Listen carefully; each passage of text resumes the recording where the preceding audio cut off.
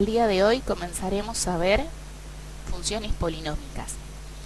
A diferencia de las funciones que estuvimos trabajando, la función lineal tenía grado 1, la función cuadrática tiene grado 2 y la función polinómica es aquella que tiene un grado mayor o igual que 3. Al igual que las otras funciones, va a tener una ordenada al origen, que es aquel número que está solo. Por ejemplo, si tomamos la función x al cubo menos 7x menos 6, podemos observar que el menos 6 es el número que no tiene letra, no tiene variable, por lo tanto el menos 6 será la ordenada al origen, también conocida como término independiente. Por otro lado, la función polinómica va a tener un grado que va a depender del mayor exponente que tenga la x. En este caso tenemos el término menos 7x, cuyo exponente es un 1, y el término x al cubo, cuyo exponente es un 3. Por lo tanto, el mayor es 3. Este número determina el grado de la función, es decir, que esta función polinómica tiene grado 3. Además, el número que acompaña a esa x de mayor exponente recibe el nombre de coeficiente principal, que en este caso va a ser un 1. Entonces, lo que vamos a ver es cómo calcular las raíces. Recuerden que en una función lineal simplemente igualábamos a 0. En cambio, en esta función se nos complicaría igualar a 0 porque no tendríamos manera de poder despejar la x. Por lo tanto, ¿sí?, vamos a usar el teorema de Gauss, que dice que para encontrar las posibles raíces tenemos que buscar los divisores del término independiente y dividirlos por los divisores del coeficiente principal. Vamos a ver de qué se trata. El menos 6 es el término independiente o ordenada al origen, ¿sí? Entonces los divisores del menos 6 son el más menos 1, más menos 2, más menos 3 y más menos 6, ¿sí? Son todos estos números aquellos por los cuales al dividir el menos 6 entre cada uno nos da como resto 0, ¿sí? 6 dividido 1 es una cuenta exacta, 6 dividido 2 también, 6 dividido 3 y 6 dividido 6, ¿sí? Es decir que acá tenemos estas 8 opciones de divisores del término independiente.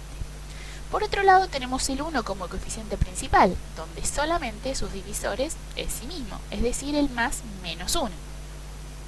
Por lo tanto, si dividimos cada uno de estos números, 1, 2, 3 y 6, entre 1, nos queda más menos 1, más menos 2, más menos 3 y más menos 6. Estas significa que son algunas posibles raíces, ¿sí?, del polinomio.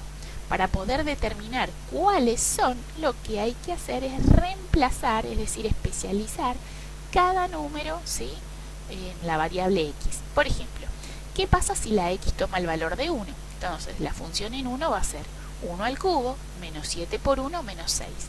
Realizamos la cuenta y nos da menos 12. Si da un número distinto de 0, vamos a decir que no es raíz. Y seguimos con los otros números. ¿Qué pasa si la x vale menos 1?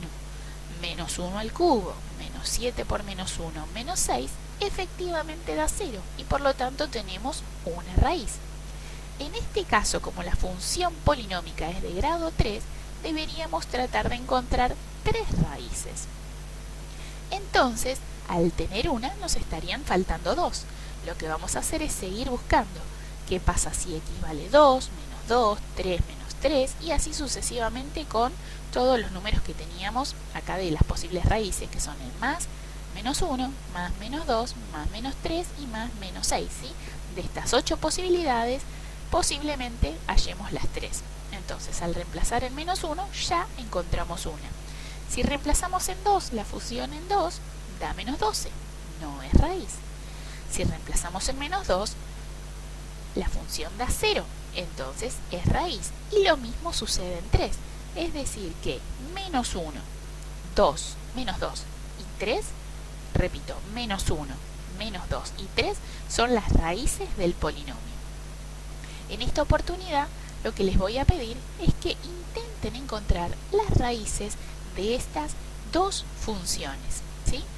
La próxima clase les mostraré un método más efectivo para poder hallarlo, pero en principio hagámoslo a pedal, es decir, encontrando las posibles raíces, reemplazando la función por cada uno de esos posibles valores y tratando de hallar cuáles dan 0.